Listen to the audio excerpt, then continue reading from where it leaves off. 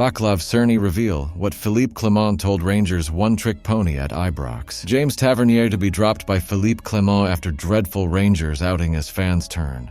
Rangers' £8.28 million reveal made by Graham Souness amid depressing development. Rangers to learn fate sooner than expected with major blow on the cards. Philippe Clement tells Rangers players what they must do to claim Euroscalps as he makes St. Johnstone confession. Ioannis Hagi exile undeserved under Philippe Clement as Rangers issue not a sporting problem. Hit the like button to support the channel, and at the end I want your opinion on the news. Let's go, we are the people. Philippe Clement seems to have a bit of a dilemma on his hands with Václav Cerny at Rangers. The Czech winger, who arrived with plenty of promise, has been labeled a bit of a one-trick pony lately, and Derek Ferguson reckons it's down to the manager's instructions. Apparently, Clement has been telling Cerny to cut inside and aim for goal, which is all well and good. Except every defender in the league seems to have cottoned onto this. During his early appearances, Cerny showed flashes of brilliance, particularly when he set up Cyril Désir's goal in the Champions League qualifier against Dynamo Kiev. But it feels like that spark has dimmed recently. Every time Cerny gets the ball, defenders already know he's going to shift onto his left foot, making him far too predictable. Ferguson, speaking on open goal, hit the nail on the head. If you're a one-trick pony, players are going to read you. And that's the issue. Cerny is getting boxed in far too easily, often losing possession as a result. It's clear the lad has ability, but he needs to start mixing things up and taking more responsibility on the pitch. Whether or not Clement is telling him to stick to this predictable style, Cerny has to show some more initiative, because Rangers will need all hands on deck to mount a serious challenge in both Europe and the Premiership this season. Let's hope he finds that spark again soon. James Tavernier's position in the Rangers starting 11 looks increasingly shaky after a dreadful performance against Lyon, according to Tam McManus. The Rangers skipper struggled in the 4-1 Europa League defeat and was eventually substituted in the second half, raising questions about his future in the team under Philippe Clement. McManus believes Tavernier is now under significant pressure to retain his place, especially with loan signing Narecio Casanwirjo and Dujon Sainterling available to step in. Fans have turned on the 32-year-old, with McManus noting on PLZ Soccer that Tavernier's poor form, particularly in the build-up to Lyon's final goal, is evidence that his time as an automatic starter may be coming to an end.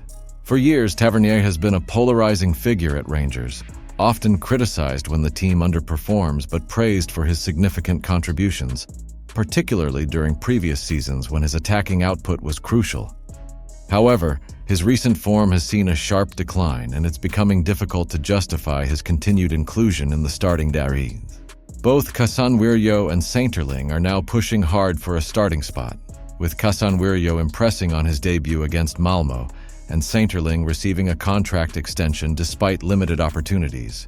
Clement may need to act decisively, giving Tavernier a rest to recover form away from the spotlight, as his current performances simply aren't justifying his continued place in the team.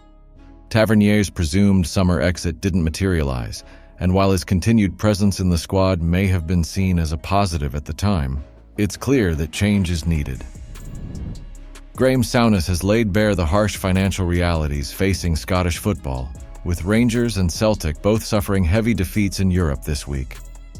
The Light Blues were humbled 4-1 at home by Lyon in the Europa League, while Celtic were dismantled 7-1 by Borussia Dortmund in the Champions League.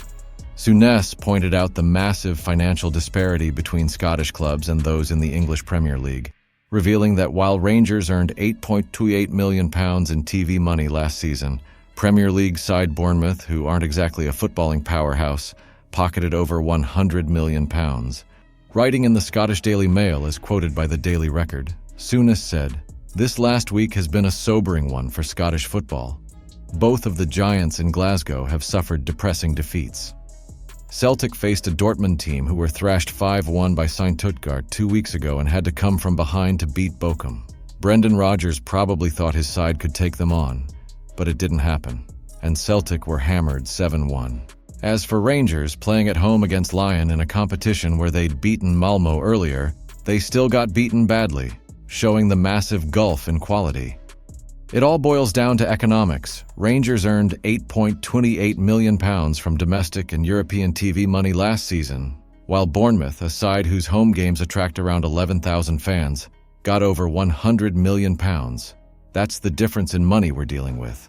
The financial gulf between Rangers and Premier League sides like Bournemouth puts Scottish clubs at an immediate disadvantage. With far less TV revenue, Rangers are forced to operate smartly in the transfer market, relying on identifying talent that can develop and increase in value, rather than going after established stars. As Souness highlights, unless the SPFL strikes a significantly more lucrative TV deal, the situation is unlikely to change, leaving clubs like Rangers to continue battling with one hand tied behind their back in Europe.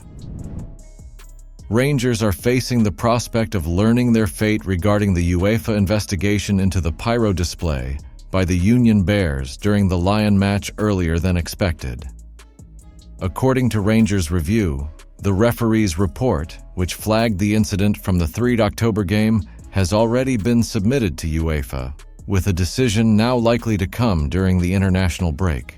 Initially, it was thought the verdict would be delayed until after the international break, as reported by the Scottish Sun.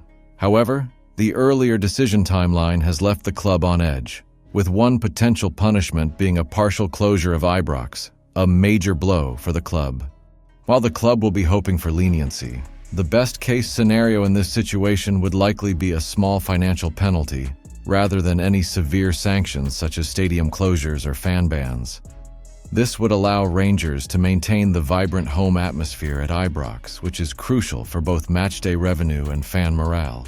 A more minor punishment would also send a message to UEFA that the club acknowledges the incident, potentially mitigating future risks by demonstrating cooperation. For now, Rangers must focus on their immediate fixtures, including the crucial weekend match against St Johnstone, while waiting for UEFA's final decision. Philippe Clement has laid down the challenge to his Rangers players, stressing what they must do to secure big wins in Europe. After their strong start in the Europa League with a 2-0 win over Malmö, Rangers came crashing down at home defeat to Lyon, leaving the manager reflecting on what needs to change. Clement admitted that when facing opponents with much bigger budgets, like Lyon, his players need to go beyond their normal levels both offensively and defensively to pull off big results. Speaking to Sky Sports, he pointed out that while Rangers matched Lyon in terms of chances, it was the French side's clinical finishing and ability to exploit small spaces that made the difference. He said, "We need players to rise above their usual level in both attack and defense to make the difference. Lyon had the individual quality to finish the job, and that's what we're working towards." Next on the agenda is St Johnstone at Ibrox, and Clement is preparing for the unknown as the Perth side has just appointed Simo Valakari as their new manager. Rangers recently beat St Johnstone 2-0 in the Premier Sports Cup, but with a new man in charge, the Belgian gaffer is unsure how they will line up this time. He said, "We don't know how they'll approach the game with a new manager, so it's important to focus on ourselves, recover well, and play our football." The boss also expressed relief at the later kickoff time against St Johnstone, as opposed to the quick turnaround following their last European fixture against Hibs. With the game kicking off at 8 p.m., Clement expects the extra recovery time to make a difference on the pitch. He added, "Playing at 8 p.m. is a big difference from noon, so I expect to see the benefits of more recovery time on the pitch. Our aim is always a clean sheet, and we need to use our defensive qualities from Europe in our league matches to maintain our high standards and keep pushing forward." Hagi's return to the Rangers' first team has been met with relief, especially from his father Gheorghe Hagi, who believes the exile his son faced was undeserved. Hagi Sr. expressed his satisfaction at seeing the situation resolved, after what he describes as a non-sporting issue related to his son's contract. According to reports, Souness has voluntarily given up a pay rise he was entitled to in his contract to make his return to the senior team, after being sidelined in the B team since the summer. Gheorghe, speaking to Rangers Review, mentioned how Souness has always been professional throughout the ordeal, maintaining peak physical fitness and staying ready to return to first-team action. The Romanian legend highlighted that the decision to send Souness to the reserves had nothing to do with his footballing abilities or any disciplinary issues, but rather contractual clauses. The timing of Hagi's return is crucial for Rangers, especially with Tom Lawrence now sidelined due to injury.